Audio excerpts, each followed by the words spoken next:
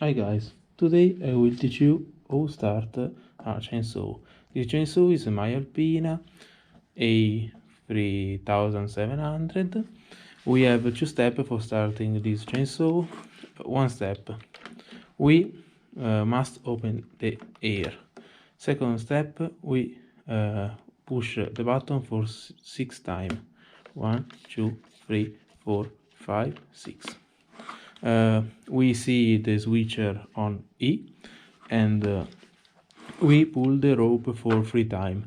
When we will see a different sound of a chainsaw, we close the hair and we pull the rope again. And the chainsaw start, and we can work. Okay, let's go. Okay, this sound, close the ear.